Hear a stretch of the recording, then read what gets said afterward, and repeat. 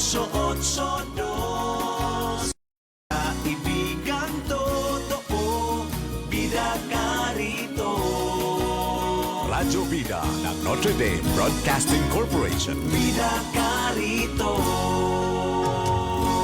Bida ka rito. Ang mga Para sa pinakabago at makabuluhan pahayag ng mga tagapagsalita at mga panauhin sa programa settlements ito. and development, narito na ang programang MHSDelivers. Hatid ng inyong mga tagapaglingkod na information officers na sina Salembay Abdullah at Juwayria bin Emran Muhammad kasama si Hamsari Pala. MHSDelivers, sumasahin papawid upang maiparating sa inyo ang mga dapat ninyong malaman ukol sa mga serbisyong pabahay, regulasyon at hanap buhay para sa bawat pamilyang Bangsamoro. MHSDelivers sa pamumuno ni Acting Minister Zaide C. Ali at sa liderato ni BARMM Chief Minister Abdul Rauf A. Makakuwa. MHSDelivers.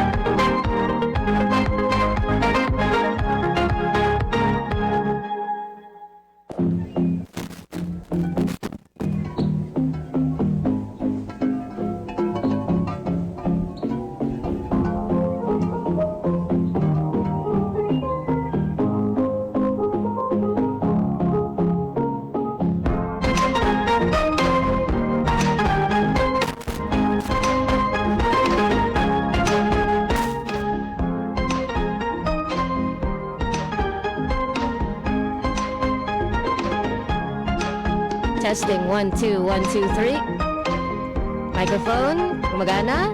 Okay siya? Alright. And we are back sa ating MHSDelivers.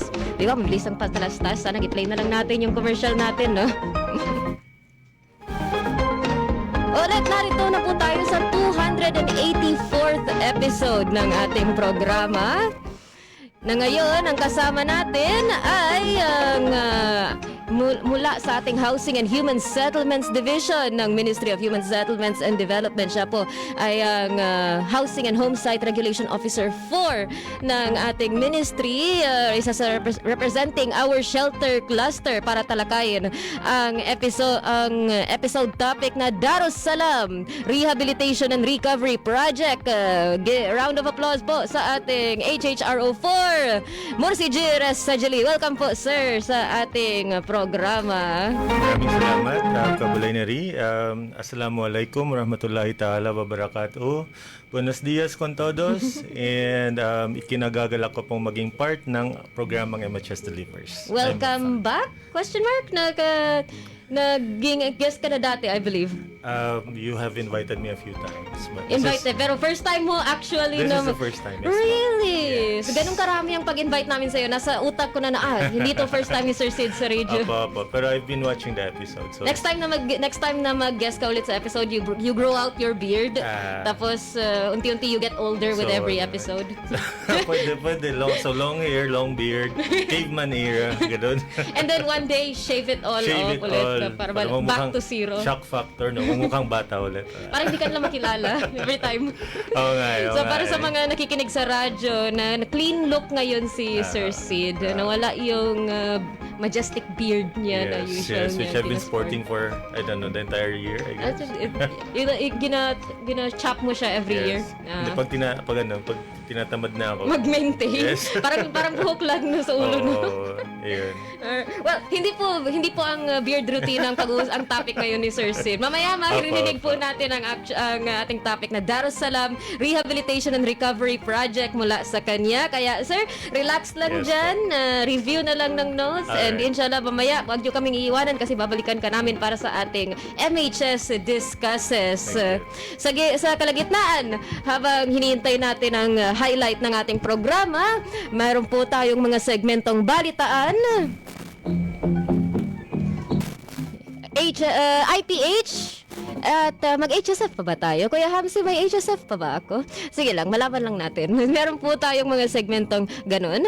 At lahat po tayo ay makinig dahil kahit saang parte ng programa ang posibleng magiging katanungan sa dulo ng ating MHSDelivers para sa segmentong KKK kung saan ang inyong kasagutan sa aming katanungan ukol sa mga kaalaman ng ating programang posibleng magpapaparalo sa inyo ng 100 peso load.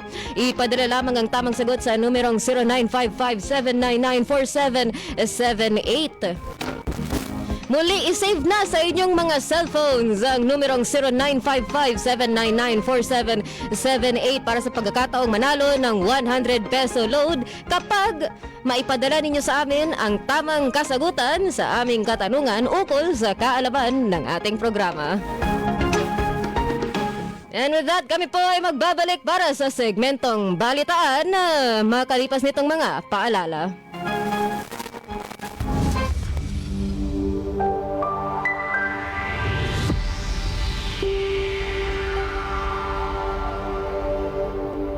Nais niyo bang magsimula ng bagong buhay sa bagong tahanan? Lumipat sa bagong struktura at bagong komunidad? Empleyado ba kayo ng kumpanya, opisina o may matatag na hanap buhay? Narito na ang Ministry of Human Settlements and Development sa pamumuno ni Minister Zaidi C. Ali at sa suporta ni Chief Minister Abdulrauf Sami Gambar makakuha ang proyektong Economic Housing Loan. Katulad ng mga struktura sa Phase 1 at 3 sa may Barangay Kapiton, Dato Odin Sinsuat, kasama ang Phase 2 sa Barangay Samba, Dato Odin Sinsuat, layunin ng Ministry pagpatuloy ang mga proyekto sa Cotabato City, Special Geographic Areas, Maguindanao del Norte at Maguindanao del Sur, pati na rin sa island provinces ng Basilan, Sulu at Tawi-Tawi. Narito ang 9 na requirements na kailangan ipasa para mag-avail ng housing loan.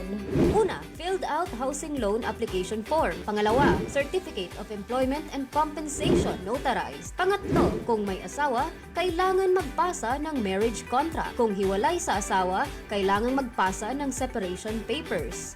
Kung balo naman, kailangan magpasa ng death certificate of spouse. Pang-apat, payroll o payslip. Panlima, proof of billing. Pang-anim, 2 piraso ng 1x1 ID picture. Pang-pito, photocopies ng 2 valid IDs with 3 specimen signature. Kung may asawa, 2 kopya ng IDs na may 3 signatures bawat kopya. Pang-walo, authorization letter na nagpapahintulot sa Pag-ibig Fund na imbestigahan ang beneficiary. At ang huli, pang-siyam, membership status verification slip. Para magpasa ng mga requirements o para sa mga karagdagang impormasyon, maaari kayong mag-chat sa Ministry of Human Settlements and Development, BARMM Facebook page, o makipag-ugnayan sa opisina ng Ministry of Human Settlements and Development sa MHSD Regional Office, Bangsamoro Government Center, Rosary Heights 7, Cotabato City.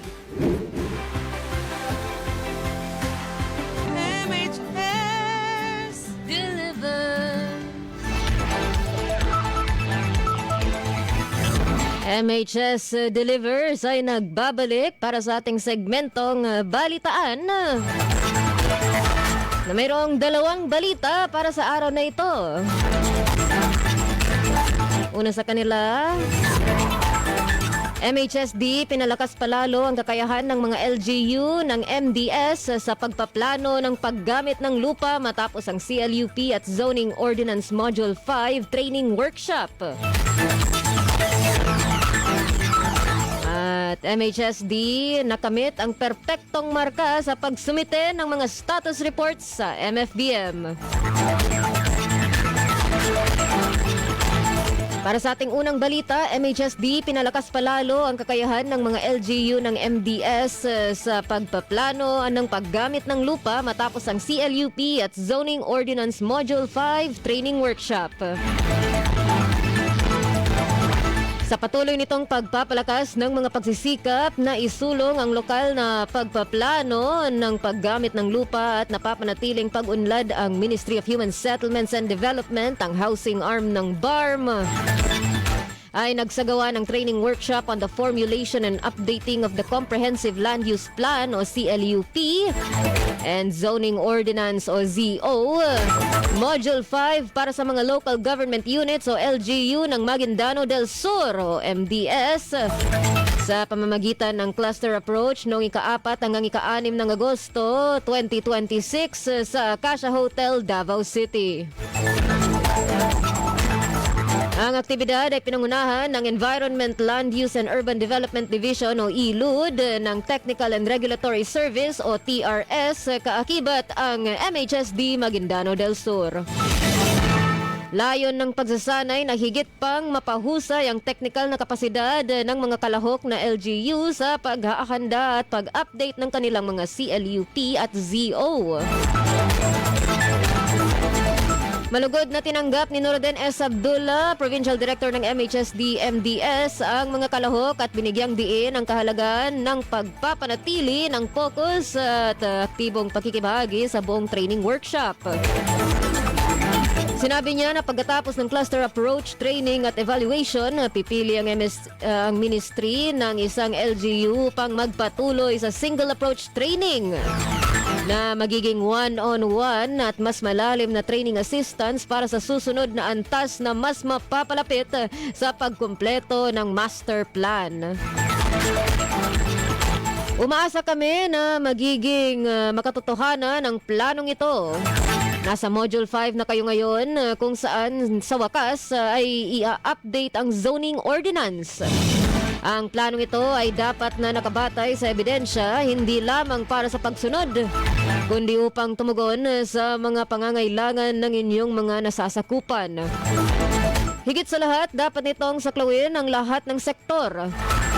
Gawin natin ang ating mga kaya upang matapos ang planong ito dahil tayo ang may pananagutan dito bilang mga lingkod bayan, diin ni PD Abdullah. Unang inilahad ni Engineer Rohaima M. Abbas, Engineer 2 ng MHSD-MDS, ang pangkalahatang ideya ng 3 araw na training workshop na binabalangkas ang daloy ng aktibidad at ang pagkakasunod-sunod ng mga presentasyon at mga workshop sessions.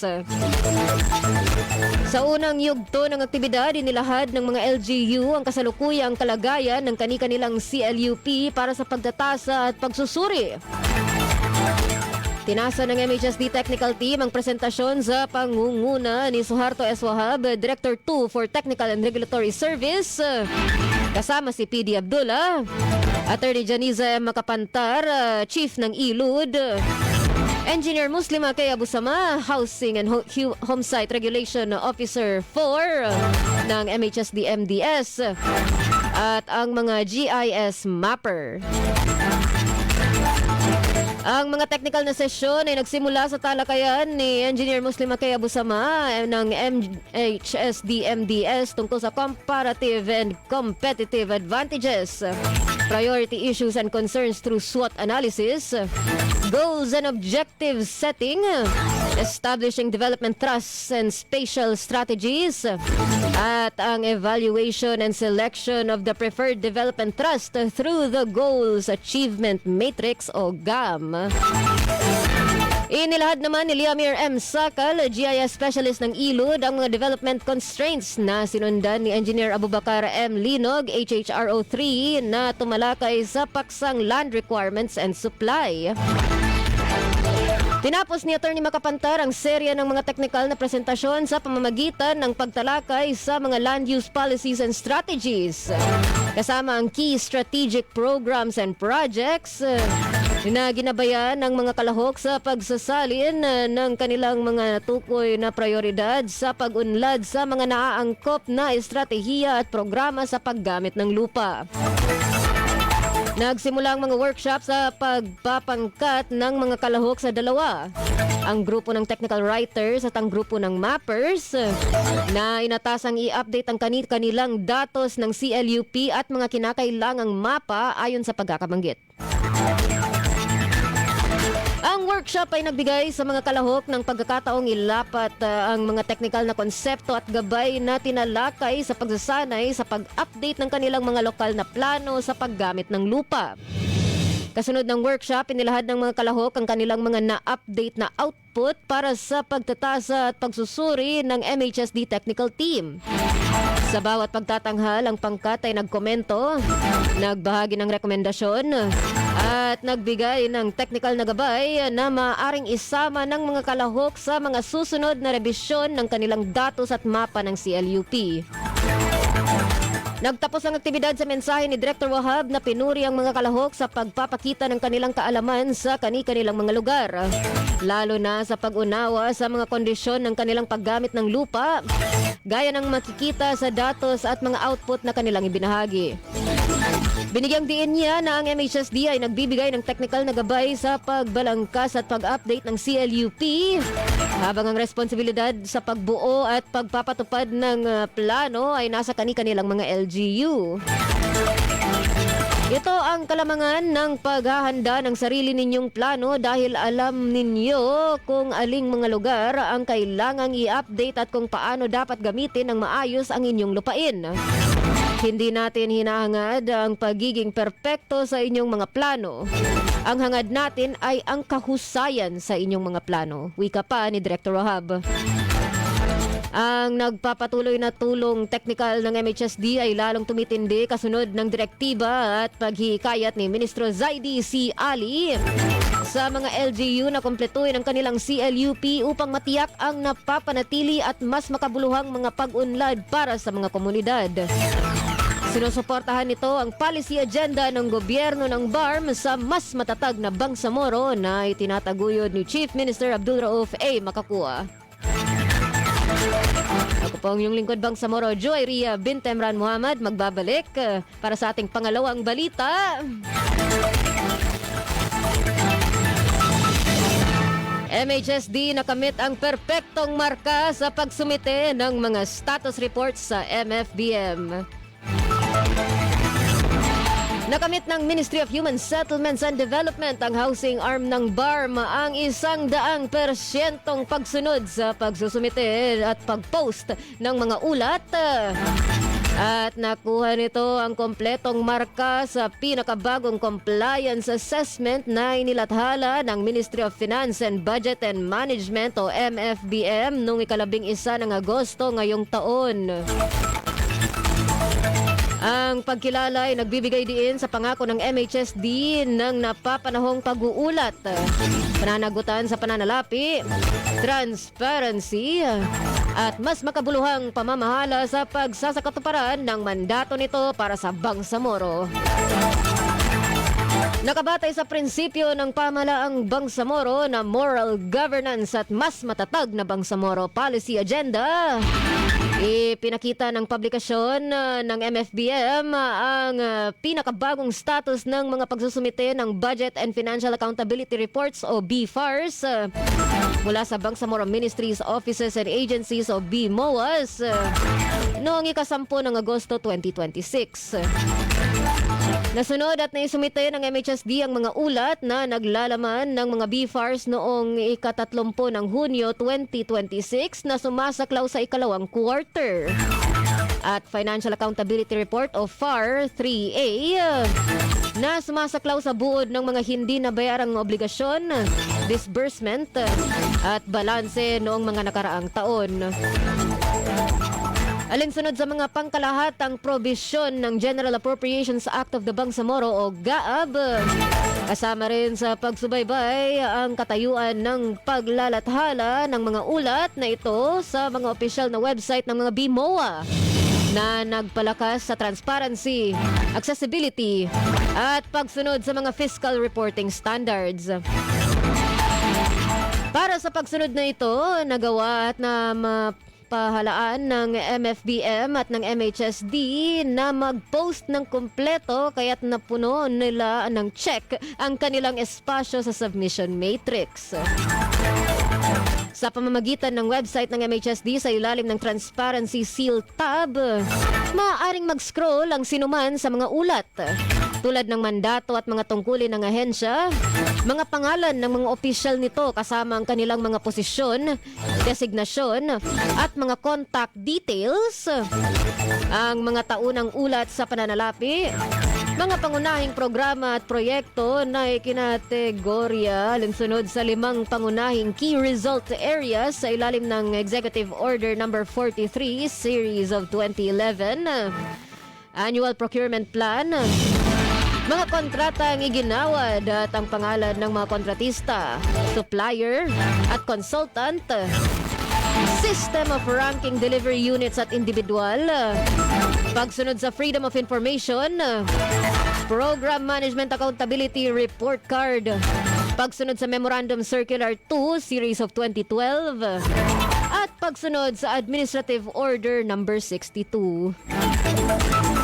Ang mga pagsisikap na ito ng MHSD sa pagpapadali at pagpapalakas ng mga proseso at pagsunod nito ay nakabatay sa mga advokasya ni Ministro Zaidi C. Ali para sa mas makabuluhang operasyon at paghatid ng serbisyo bilang suporta sa policy agenda ng pamahalang BARMM na mas matatag na Bangsamoro na pinangungunahan ni Chief Minister Abdul Rauf A. Makakua.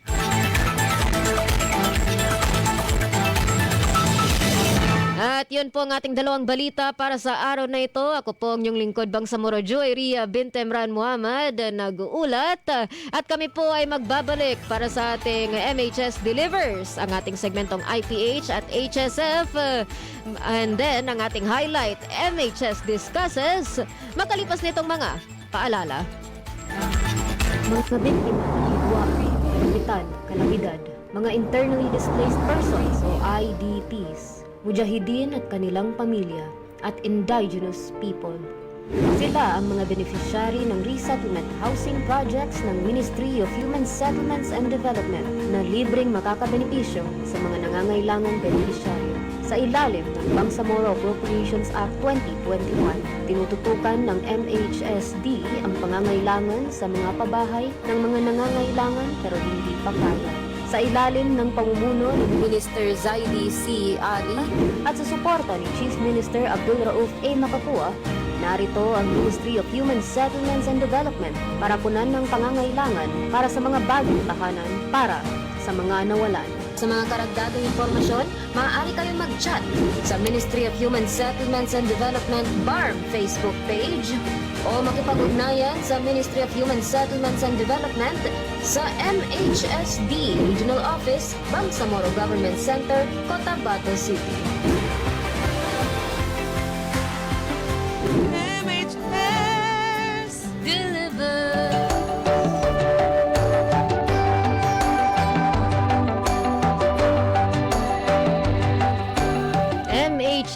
MHSDelivers ay nagbabalik para sa ating segmentong IPH at HSF. Pero bago yun, pasadahan po natin ang ating mga comment section. Syukran po sa lahat na nagsabi na wala pong audio kanina. Inshallah, yung mga kabalay natin sa radyo na may mga narinig din po sila. Pero yung mga kabalay natin sa live stream, ang na-mute po ang kanilang mga narinig. So, sa ating mga comments, nagtataginting una ay walang iba kundi si Sir Gadi Abdulamid Alawi Jr. na sabing watching from a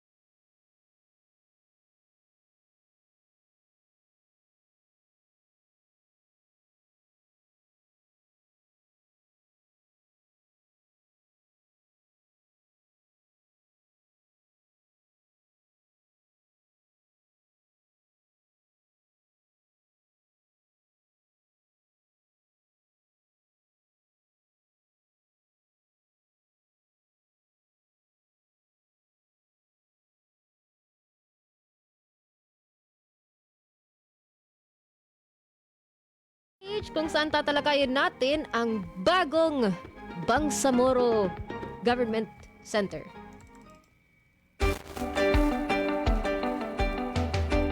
So nakakuha ng suporta mula sa kanyang gabinete si Chief Minister Abdul Rauf Samigambar A. Makakua para sa pagpapatuloy ng pagtatatag ng bagong BGC, Bangsamoro Government Center, sa Barangay Landasan, Parang, Maguindanao del Norte.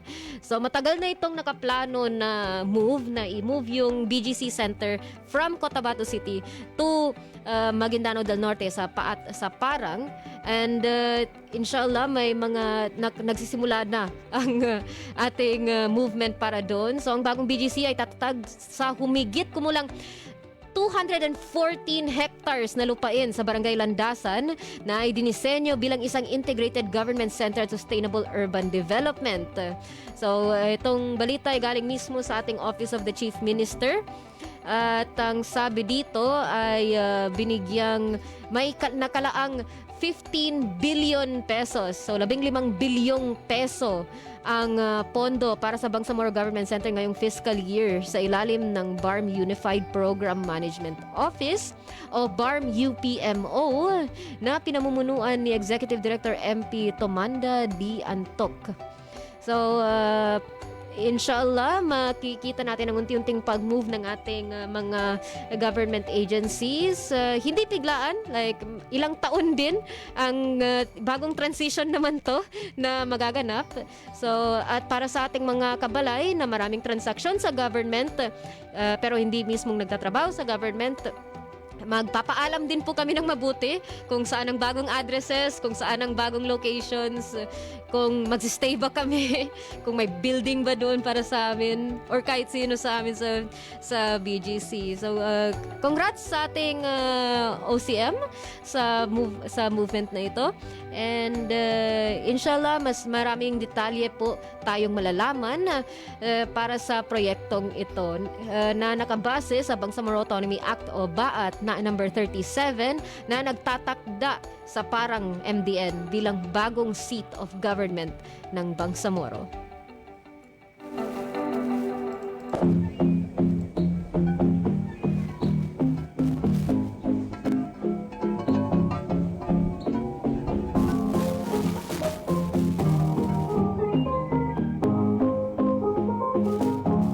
Samantala, para naman sa ating HSF, Health and Safety First, dadaan tayo sa tinatawag na ginhawa training o training on general intervention on health and well-being awareness. So nagkaroon ng training na ito ang ating Ministry of Health noong ika-8 hanggang ika-12 ng Hunyo na sinundan ng na sinusunod ang KKDK o Katatagan, Kalusugan at Damayan sa Komunidad na nagsimula naman noong ika-3 hanggang ika-7 ng Agosto ngayong taon. So natapos lang siya last week, alhamdulillah. Congrats po sa ating MOH sa pagganap ng activity na ito na pinangunahan ng ating Dangerous Drug Abuse Prevention and Treatment Program. So para ito sa mga health workers na palakasin ang kanilang ginhawa at KKDK training. So ang nagpalakas nito ang knowledge at skills na para sa community-based intervention at support services para sa mga tao na may substance use disorders. So kung mga health work, may importante po ito sa ating mga health workers para matulungan ang ating mga recoveries. Kumbaga, nag-recover na sila sa kanilang substance abuse. And kung kayo po ay nag-recover na or may balak na po mag-recover sa ating substance abuse, available po ang ating mga health centers para tulungan po kayo at kita nyo nga, lagi po active ang MOH para i-train ang ating mga health workers para sa updated na health-based na mga initiatives. So, ang pagpapalakas na ito ay hindi lang para sa ating mga health workers, kundi ang intention niya ay para matulungan po ang ating komunidad. And yun lang po ang ating mabilisang HSF. Mas magaling si Kuya Hamsi sa ating health and safety first, unfortunately. Balik na po kayo. Nakakasalukuyan po ang ating kabalay na Ate Sally at Kuya Hamsi sa isang activity sa Cagayan. I believe nasa Cagayan sila ngayon, Fia Manila. Ongoing po ang activity nila para sa ating isa pang training na ang mga detalye ay malalaman natin sa susunod na mga episodyo.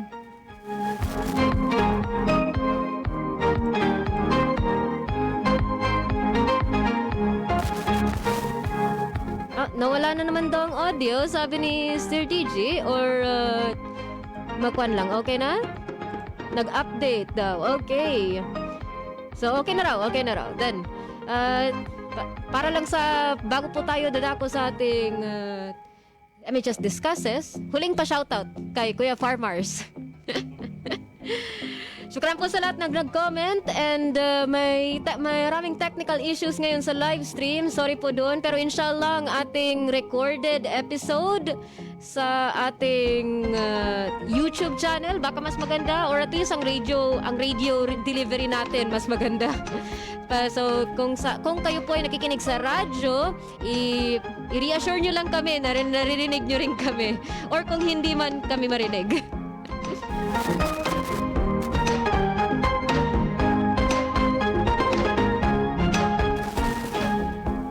So na po tayo magpapatagal pa.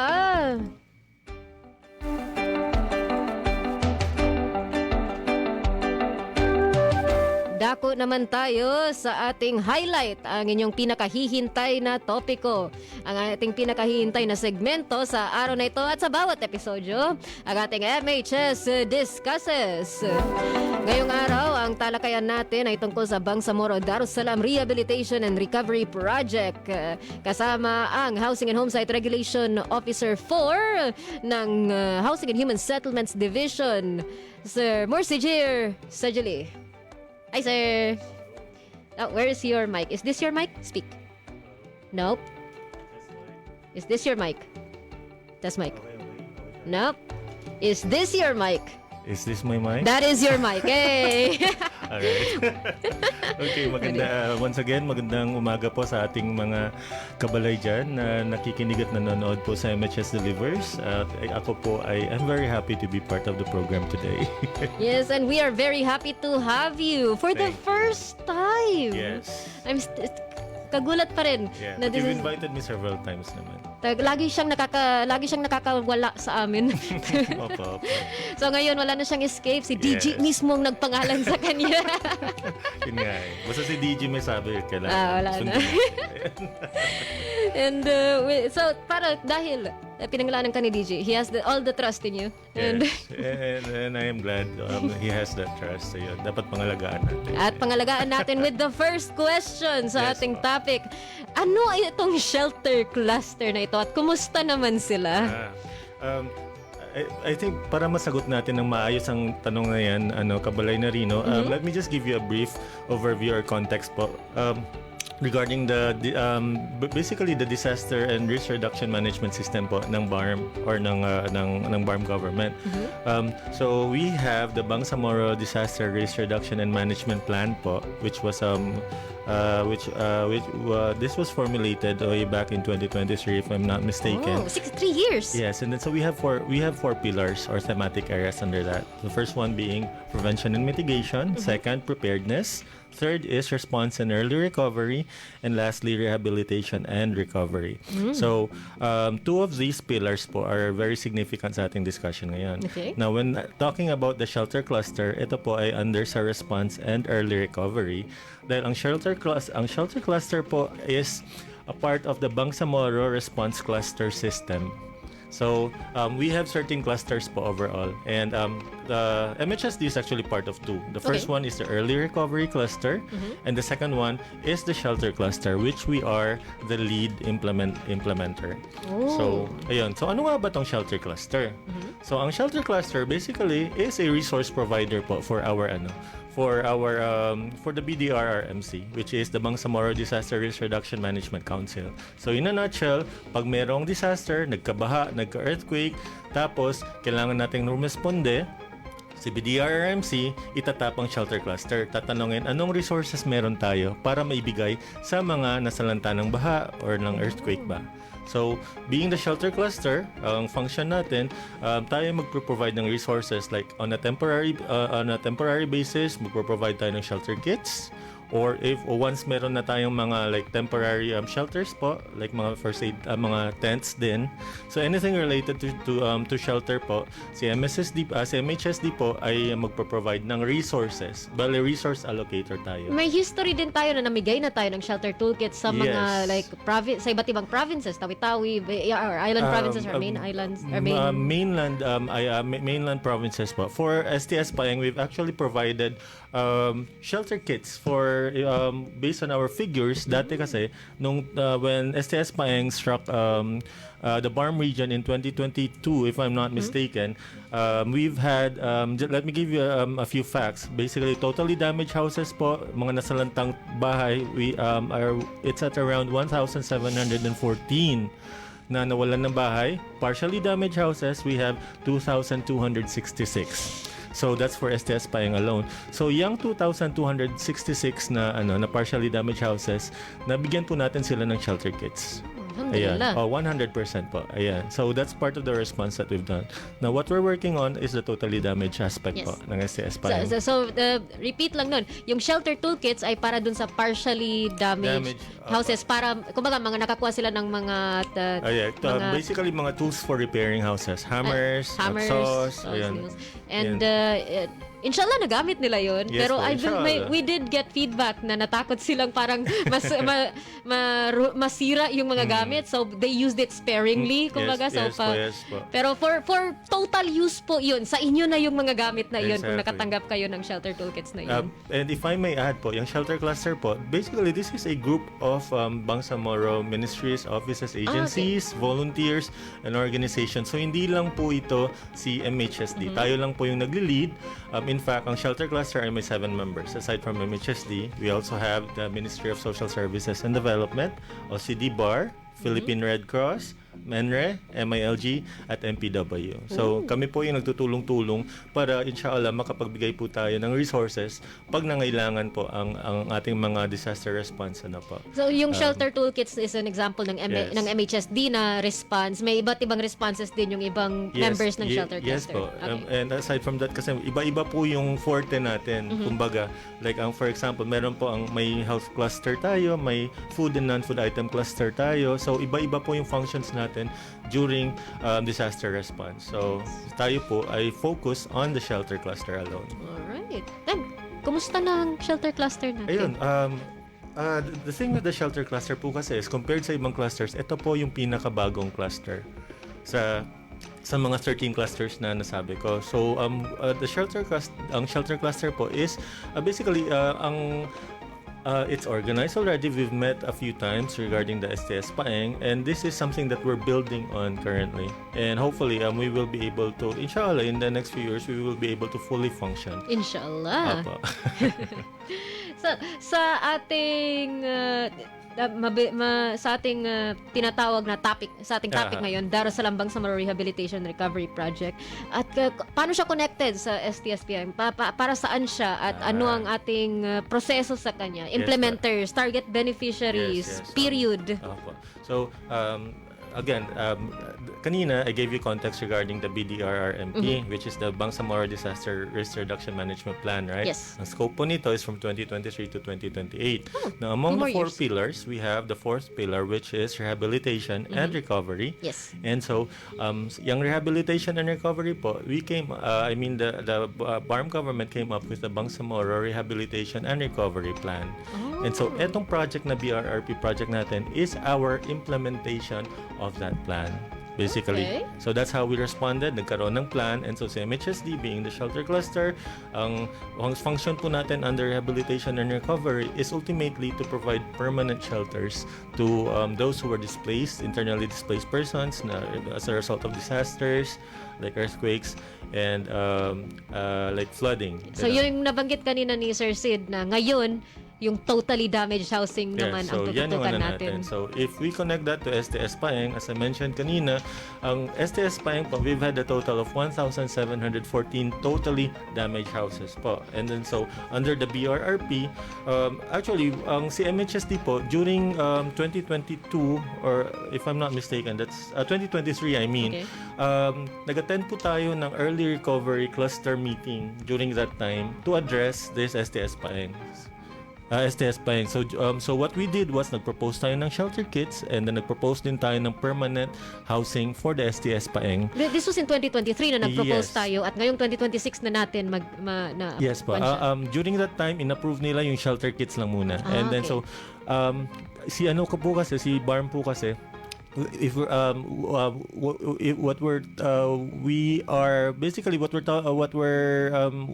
we're working on is the budget for these houses. So Yes. ang usapang bahay po ay may involved na lupa, and so we have to have a lot of funding for this. And then so si BARMM po ay may priority spending po for the budget. And so understandably hindi po na buhos kaagad lahat ng funds Yes. for the houses. Pero fortunately, we have started po addressing this. And so as of 2026, na-approve po ang 100 houses for the STS-PAENG victims. Out of the 1,000 Yes, totally damaged houses. That is a small start, but we have started.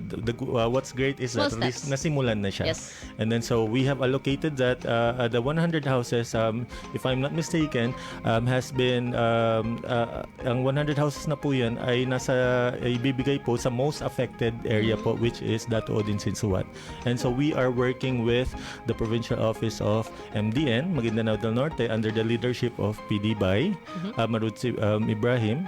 And then so I was talking to her just today, and ang sabi niya po, actually may na po, under process na yung deed of sale para sa mga lupang iyan, and hopefully we can start construction for these 100 houses by the third quarter po of this year. Inshallah. And then so we have also made proposals for succeeding like housing projects to address this po for 2027 and onwards, hopefully. Right, so unti-unti, slowly but surely, Yes. ma-address po natin yung totally damaged housing. And kung kasama po kayo sa mga displaced nung STS-PAENG at nung panahon na hanggang ngayon wala pa rin kayong sariling pabahay, ito na po ang Yes, BARMM po. government para matulungan kayo. Matagalan, pero nandito na kami. Yes po, opo. Alhamdulillah. So, paano nabanggit ninyo na para sa most affected sa kahit na lahat sila totally damaged ng housings, meron kayong severity, kumbaga, Yes ng po, yes judgment po. para sa malaman sino yung 100 Yeah, beneficiaries? since 100 lang po muna yung na-approve, but it doesn't mean na limited to 100 only. So we're starting with the 100, and we are giving it to the most affected areas muna. Pero as we said kanina, na we have proposals pa for 2027. If I'm not mistaken, 200 housing units po ang pinopropose po for 2027. So, hindi na kayo dadaan sa profiling gaya ng ginagawa natin sa resettlement housing projects natin? Same process pa rin po. Like Okay. normally, like pag magpropose po tayo ng housing project, may kasama po tayong list of Pero na-profile na kasi sila nung na-discover ninyo yung totally damaged housings. Yes, si LGU po normally nagpo-provide po sila ng list of proposed beneficiaries. And then pero si MHSD po, on our part, we validate that Yes. list pa and make sure that these are the intended beneficiaries are in fact those who are really Right. STS-PAENG victims pa. Yes. Right now we start at Dato Odin Sinsuat, and Yes. we're gonna be kumbaga branching out to other areas. Yes, Okay. yes. In fact po for si Dato Blas Sinsuat po is affected, very much affected rin po. And I think the LGU may mga coastal areas po kasi doon that are severely affected. Now if I am not mistaken, may 50 units pong under construction ngayon under the Darussalam project to help these coastal areas po. Pero as I said, the BRRP po kasi is separate from our Darussalam housing Yes. project, which is MHSD's housing project mismo. Yes. Ayan. So the separate budget sources, kumbaga separate fund Exactly. sources. Separate budget sources. So Yes. kahit na makita niyong sabay silang nag-construct, hiwalay po yung fund source nila. So ibig sabihin posible may madadagdag pa sa Dato Blas Exactly. Sinsuat, may madadagdag pa Yes, sa the Dato more Odin the Sinsuat. merrier, right? Inshallah, yeah. Kumbaga nasa deed of sale stage na tayo sa lupa, nasa selling stage na tayo. Yes, May continuous validation pa tayo ng Yes. profiles ng ating beneficiaries, inshallah. Dadaan po sa procurement yung construction ng mga bahay. Ano po ang balak sa project? Yes, for that, that's something that we're gonna have to confirm. Okay, But if okay. I'm For not confirmation, mistaken, if I'm not mistaken, that's gonna be under procurement for bidding pa. Okay. Pero ayan, we will wait for further news pa. Okay, so Ayan. for further instructions pa, and for context, may iba't ibang paraan ng MHSD para mag-construct ng bahay. Meron yung usual na procurement na Yes, ginagawa natin kung saan nag-bid ang mga contractors, mga private firms para makuha yung project. And then meron tayong memorandum of agreement Yes, para with LGUs kung saan ang local government nang in-empower natin para mag-handle ng Yes, construction. And so wala pa tayong instructions nun, pero inshallah mas lalo natin malalaman ang mga detalye in the coming months, third quarter, Yes, was it third quarter ang target na mag-start yung kwan? Or para mabili yung lupa? The start of the construction. The start of the construction, this third quarter, which is July, August, September. Alright, then we'll i-update po namin kayo kahit gaano pa kasagsagan ng halalan. Itong Inshallah, yes po. So, with that, nabanggit ninyo yung conceptualization ng project, nabanggit ninyo yung buong process ng project, at kumusta ang challenges ng ating project na ito? You know, with any new program po, there's always challenges. First of all, our challenge was funding. So, like for the disaster arm po ng MHSD, like yung BIDSA po natin, sasabi ko na lang, ngayon lang po tayo nagka-budget this year. And then so for the BRRP po, going back to BRRP, as you said, di ba 2023 kami nag-propose. Tayo po, si MHSD nag-propose. And then nagsimula pong like, we had to lobby for it. Kasi nga, like for a few years, that's why ako, thankful po ako kay Sir Swart, si Sir Dems, at saka si DG po. Yan po yung mga taong kasama po natin na naglalobby po para matugunan po ang pabahay dito sa STS Payang victims. And so yun, we had to lobby for funding, and alhamdulillah yun, nasimulan na po natin ngayon 2026. Apa. So, baby steps. Baby steps. Baby steps. Kahit ang ating usual na Darussalam village projects, it's like 100 per province per year. Yes po. So, ngayon naman, hiwalay naman ang ating STS Paeng na projects, response. And of course, ongoing pa rin ang ating MRP na projects na mga na activities. So, all hands on deck always. Exactly. Shoutout sa ating Planning and Design Division at sa ating provincial offices sa kanilang continuous monitoring ng ating projects. Oh, speaking of monitoring, shoutout sa ating MED, Monitoring and Evaluation Division. Pero by the book pa rin ang lahat ng ginagawa natin sa pagbili ng lupa under ILUD din na supervision. Like may gina-check silang mga permits and everything. Exactly. Like normally when we purchase a land, there has to be site validation. Of course, we have to make sure that the land being purchased is suitable for housing. Ayun, so we go through the regular process of let's say validating that the site is correct and every other step for our housing project implementation. For example, like Datubla, since it's a coastal area, so ang pinaka-prone doon would be like what? Tsunamis? Anong kwan doon? Anong dangers doon? Well, yeah. If normally, if we're looking at areas which are prone to disasters, normally it's gonna be a no-build zone anymore. So what we do is we relocate those internally displaced people to a site which is safe or walang hazards po na present. Ideally malapit sa lugar nila or nagkaroon na tayo na malayo sa... Well, depende po sa na-identify na lupa na pagpapatayuan ng housing project. But normally, if the former place where they came from is identified to have hazards present, we have to choose a different site po talaga. Right. And that's why importante yung site po. You have to site inspection and everything. Alright. So, lahat po ng, again, ulit, all hands on deck. Ang MHSD ay parang, kumbaga, kumbaga, as per our late minister, Attorney Hamid Aminuddin Ibarra. We are all cogs in a machine na kapag isa lang ang hindi gumagana, kailangan siyang ayusin agad yung buong gamit. So, with that, inshallah, over 1,000 totally damaged houses, inshallah matugunan sila. Inshallah. What comes next? Well, if we are able to address the housing backlog caused by STS Paeng, then normally we have to be able to sustain these communities. Kasi ika nga, di ba, what we are building, our mandate requires us to build human settlements, not just mere housing projects. So we have to build, etong mga housing project natin, it needs to be disaster resilient, it needs to be sustainable, and so we have to capacitate these people to make sure that they are independent and they can basically fend for themselves. Ayan. So yan po yung natin, ginagawa natin. And make sure na ready na sila for the next disaster din po. Inshallah. Like sustainable, resilient. Yes po. So kumbaga may mga nabisita na tayong mga Darussalam villages at ang isa sa mga kumbaga pinagmamalaki ng mga residents doon ngayon was that kumbaga medyo makaiyak siya konti kasi masaya sila na hindi natatapon ng bagyo ang kanilang mga atip, hindi Nga po. nasisira yung mga dingding nila sa lindol. Exactly. At kahit na dahil elevated siya konti, kahit na magbaha konti dahil sa ulan, hindi naaabot ang kanilang doorstep.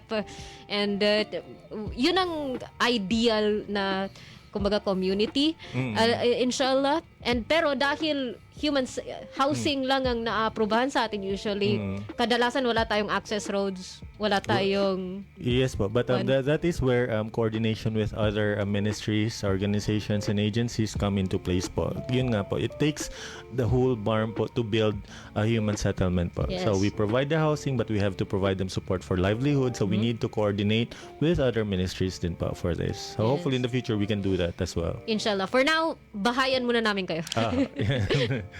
Importante, may bahay sila, may bubong sila, and then pero as you said nga, Mas madali na yun. Yes, everything else will follow after Inshallah. that. Ayan. So, it will take years, possibly Possibly. even after our generation. Pero inshallah, it will get there. Yes, Maabutan natin yun. And time check, it is 12:01. And I believe na kuha natin ang as much as possible the meat of Yes our po, yes po. topic. And we look forward to sa ano po ang results ng ating RRP project. Bago po namin kayo pakawalan ulit, pwede po kami makahingi ng closing message sa inyo. Well, for my closing message, I would like it to be an expression of gratitude po. I wish to thank, ang disaster po, as I said, yung disaster, etong section, maliit na section po ng MHSD na Disaster Risk Reduction Management. Under our Housing and Human Settlements Division. Hindi po tayo makaka-function kung wala po yung support ng mga kasama po natin sa office sa MHSD. So I just want to thank, first of all, si Sir Dems. Siya po ang main disaster focal natin, si DG, as top management po in general. Even our minister, si Minister po, Zaide Ali po, and basically they've been very supportive po. Si Chief Zai, Chief Yas, everyone else, especially yung mga kasama ko sa Housing and Human Settlements Division. Shout out po sa inyo kasi yung time sa Karina po, sila po yung inihila ko, pati mga kung sino-sino pa po. Basta ang dami, mga volunteers dyan sa MHSD po. Is Karina also nasa listahan natin ng responsing? It's gonna be yes, kasama po yan sa ano. Nag-response po tayo, nagbigay tayo ng kits with the help of Catholic Relief Services, although this is outside the BRRP na, pero it should i-address po yan kasi permanent shelter po ang rehabilitation and recovery, diba? So yung mga nasalanta din po sa Karina, hopefully we can also address that and give them housing din po. So ang dami natin kailangang bigyan ng pabahay. At walang pakialamang mga tropical storms sa ating backlog. Yes, exactly. Ayun. So hopefully we can address all of the backlog that we have. Inshallah. Ayun po. So thank you po. And thank you rin, sir, sa inyong oras, sa inyong knowledge, sa inyong pag-share. Shukran po, DJ, sa pag-recommend sa kanya. Shukran, Sir Dem, sa inyong active na pag-support sa ating radio program at sa ating shelter cluster, of course. And may mga dagdag na comments po tayo sa ating Facebook page. Isa sa kanila si DJ, The Trust Remains, Sir Sid. Ay, Ma'am Ri, ano lang po. Shoutout lang po pala sa mga provincial offices po natin Of course, for supporting us during the disaster response. I don't want to forget them po. Yes, Salamat din po. Thank you rin po sa lahat ng nakinig at sa inyong oras sa pagsama sa amin sa ating MHS Discuss. Syukran ulit, Sir Sid, sa inyong ibinahagi sa ating Darussalam Rehabilitation and Recovery Project. Babantayan na ngayon ng mga tao. September ang deadline ninyo. Inshallah. So, with that, marami rin po tayong nagdagdag ng comments from Ate Cha, ang ating record section head, Mrs. Pandi Cha. Ang sabi, salam mga kabalays. Na sinundan naman ni Ma'am Leslie Pesante, ang sabi, watching from HRMS. And we have Ate Sally Salembay Abdullah. Assalamualaikum warahmatullahi wabarakatuh, mga brilliant kabalays. Watching here in Cagayan de Oro City while in the training. Mahaba ito. Workshop on the updating of CLUP and ZO on Module 4, SIDRA integration, for LGUs of Lanao del Sur. With the ILUD of TRS and MHSD Lanao del Sur. Speaking of provincial offices, ongoing pa rin ang training noon, ang activities nila.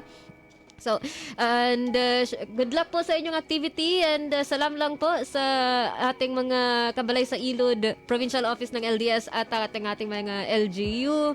And we have, nagwawala naman to, Jasmine Langgi. Dating ICS, ngayong HHSD na siya. No, Nami-miss ka nila. Nami-miss siya ng mga vouchers namin. Assalamualaikum, watching here just one door away from ICS. Hello, Sir Sid. And dagdag si Kuya Hamsi. Bakit nasa Davao City naman tong si Kuya Hamsi? Akala ko magkasama kayo ni Ate Sally. Hala, ano yan? Saan ka napunta? Layo nang narating mo. And syukran po ulit sa lahat ng nag-comment, sa lahat ng nag-chat, sa lahat ng nakinig sa ating MHS Discusses.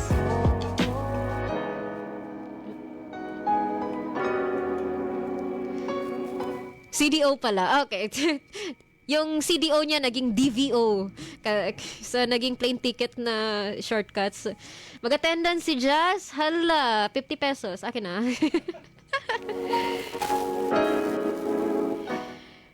At yun po ang ating MHS Discusses.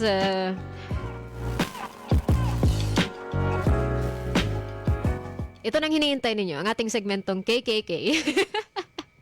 Nakahanda na ba ang mga cellphone natin? Nakaready na ba ang numerong 0955-799-4778 sa inyong mga ite-text? Dahil kung first time ninyong sumali sa ating KKK segment, hahingian po namin kayo ng pangalan, edad, trabaho, SIM network at address para lang ma-register namin ng mabuti ang inyong napanalunan. Ino-audit po kami dyan. Sorry po. So, first question sa ating segmentong KKK. Hindan nyo niya ang inyong kasagutan sa aming katanungan ukol sa kaalaman ng ating programa. Ang ating unang tanong ay... Anong cluster kabilang ang MHSD na siya ang nag-lead para maging resource provider sa ating mga disaster-afflicted beneficiaries? So, anong pangalan ng shelter? Sa 13, kumbaga na shelters na available, 1-3 na available clusters na posibleng kabibilangan ng MHSD. Anong cluster sila nag-lead at kumbaga na para magbigay sila ng resources para sa ating disaster-affected mga kabalay. Second question, estimate lang, ilan ang totally damaged houses matapos masalanta ng STS Paeng. STS is Severe Tropical Storm Paeng. Estimate lang. Kahit hindi yung tamang number, basta malapit doon sa tamang number. Wag mo ipaalam na sumasali ka. Malakas ang advantage mo.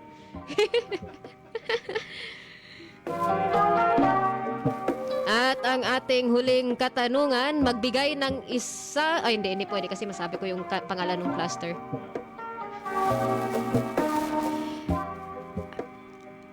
Ilan ang pillars ng ating Bangsamoro Rehabilitation and Recovery what was it?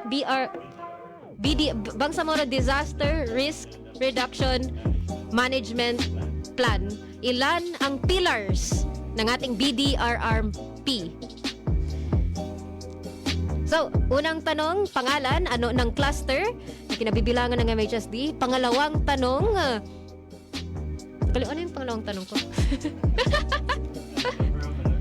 Na numero, kahit malapit lang na numero sa ating number of totally damaged houses ng STS Paeng. At pangatlong tanong, numero ulit. Ilan ang pillars ng ating BDRR plan? O yan, dumarating na ang mga text natin. Inshallah, tama po ang inyong mga ibinahaging kasagutan para sa pagkakataong manalo ng 100 peso load. Ulit, ang ating mga sagot ay pangalan, numero at numero. So, yung pangalawang numero ay mas marami kaysa pangatlong numero. Surely. Ipadala na ang inyong tamang sagot sa numerong 0955-799-4778. Oh, si Ate Sally nag-comment ulit. Salam Rian ICS Peeps and Sir Sid na pambato namin sa lahat, lalo na sa trivia night. Screamery, pwede kayo mag-sponsor sa...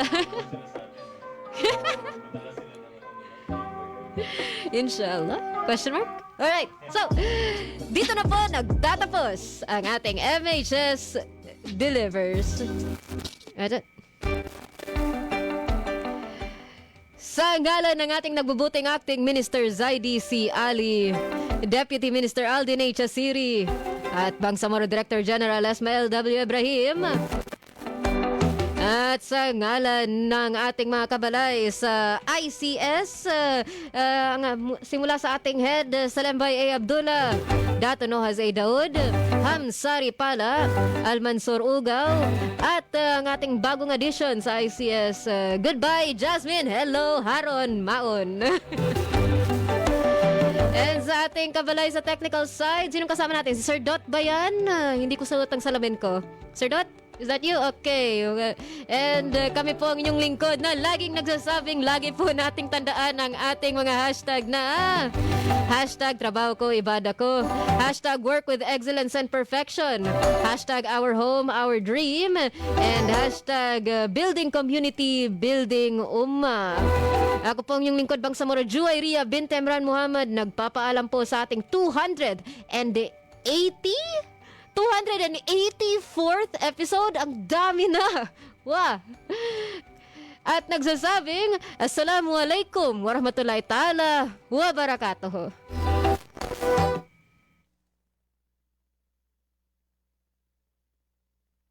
Sumainyo ang programang MHS-Delivers mula sa inyong mga kabalay na tagapagbigay impormasyon ukol sa mga tulong at serbisyong teknikal, pabahay at hanap buhay para sa bawat pamilyang Bangsamoro. MHS-Delivers sa pamumuno ni Acting Minister Zaide C. Ali at sa liderato ni BARMM Chief Minister Abdul Rauf A. Makakuwa. MHS-Delivers.